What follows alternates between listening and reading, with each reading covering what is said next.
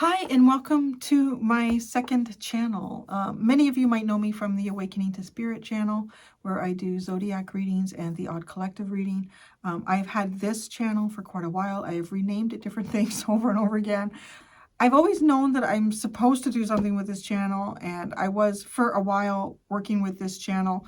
Couldn't find the right thing that I was supposed to be doing with it. So I really do feel like that I've actually, no, I don't feel like it. I've really been receiving confirmations from my guides about doing this with the channel. I've been seeing sort of like the breadcrumb trail appearing in front of me, and it's become stronger and stronger. For the most part, just like doing the work that I do over on my other channel, Awakening to Spirit. And I've been seeing a lot of information coming through the cards showing me that there's been a lot going on behind the scenes in terms of like masculine and feminine energies. And some of you may even resonate with the idea of divine masculine and divine feminine, which I do myself believe in. There's a yin and yang to everything. And there is also a state of consciousness and ascension and frequency that opens us up to divine energies. And as we are as a divine masculine or feminine, well, we become that divinity when we open up to that energy, and that requires a lot of healing. But so that's part of the reason why I'm drawn to start moving this channel in a specific direction. And it is to kind of look at those energies at any given time. I think it's important because I am seeing activity in them, to have something that can be focused on it. And just, when it feels like I'm supposed to do a reading, I will sit down and I might just say, show me what the energy of the divine feminine is right now. Like, what are they going through? What's happening with that? And of course, you can be a man and be a divine feminine in your journey, and vice versa too. You can be non-binary, but the feminine and the masculine energies absolutely exist in terms of receptivity and activeness, and what yin and yang and feminine and masculine represent. Those are real, and they are there. So you will hold one of these. Now, I'm going to stop myself as I say that. I'm actually going to self-correct on that one. Some people, all of us hold all of those energies. Now, this is going to lead me to the whole idea of the journey that divine masculine and divine feminine is on. People are at different stages of these journeys. We're all working our way home, every single one of us, and we're all going to go through very similar experiences and have the same path.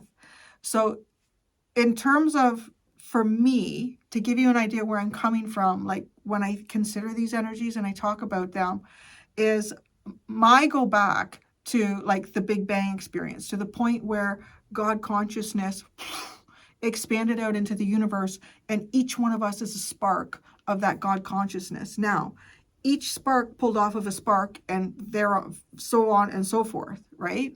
So the idea is we work our way back, and going back to heaven, going back to source.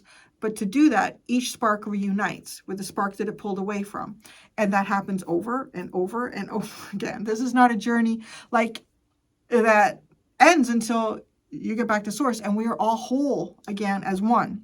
So having said that, there will be people in this lifetime who have reunited their divine masculine and feminine energies, and they are living this lifetime as that soul whole energy. They're not in this lifetime seeking out a secondary energy. They will in another lifetime, because as those two wholes came together and they are incorporating themselves as a new whole, as you might say, at some point there is another energy just like theirs that they are meant to reincorporate with, right? And sometimes at some point you and I are going to reincorporate, not necessarily as the individuals that we are, but as the reincorporations that we become as we move closer and closer to source. So, and some people are in the process in this lifetime of doing a reincorporation. So, when I'm reading the masculine and the divine masculine and divine feminine energies, for some people, they will be giving them a greater context of themselves, right? A lot of people identify and they say, there isn't another person I'm looking for this in this lifetime. I'm feeling very whole as I am. I'm not seeking out a relationship. I'm not interested in that. And that's that's totally legit, because that's their journey, and I respect it, because it's a real journey. It's, you know, you can't tell people what their journey is or isn't. And there are people who are in that reincorporation, right? And so they'll have their own way of looking at the energy too. So this energy can be viewed by anyone who identifies themselves as being in one of those relationships where they are trying to reincorporate with their divine counterpart, and others have already done that, probably in a past life, or maybe even right now. And you're like, yeah, I'm with my divine partner right now, which is amazing. It's great. And just understanding the energies. You can see that the channel is called Journey of Love. I decided to name it after, honestly, one of my most favorite oracle decks. It does feel like from God's mouth to your ears. It is one of the most profound oracle decks that I have worked with. And there will be periods where we're just talking about love. We're just talking about messages directly from God to you. I'm also feeling really compelled to do this. I feel like it's time to try to, how can we bring ourselves together instead of pulling ourselves apart? And I say that as a collective, as a whole. If everything is becoming very, very polarized at this point, and in this polarization, that goes more towards in favor of negative, low vibration, devil energies than it does to higher frequency, heavenly forces. So the idea here is to bring us together in love, and it is to start growing. So this is not a channel where, it is not my intention. I guess God will speak whatever God wants to speak, but it is not my intention that there will be readings on this channel that are centered around sort of like the drama going on between you and your divine partner. I don't know, maybe some of those will come out, but for the most part, I will try to just read.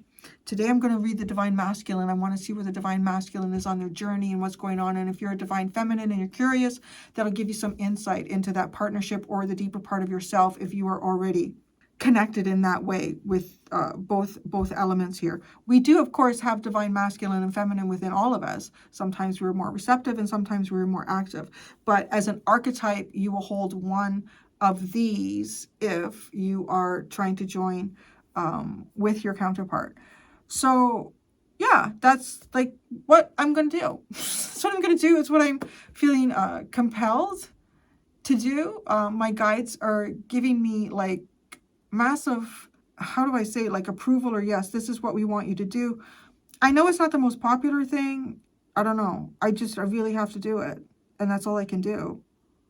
And those who need it right now will have access to it. And I guess that's how I look at it, right? So if there's people that God wants to reach right now, and reach them on this path and talk about these things, and that's what I'm going to do here. So thank you everyone for joining me in this journey, and yeah, I'll see you on the other side. Until next time, be gentle with yourself. Bye.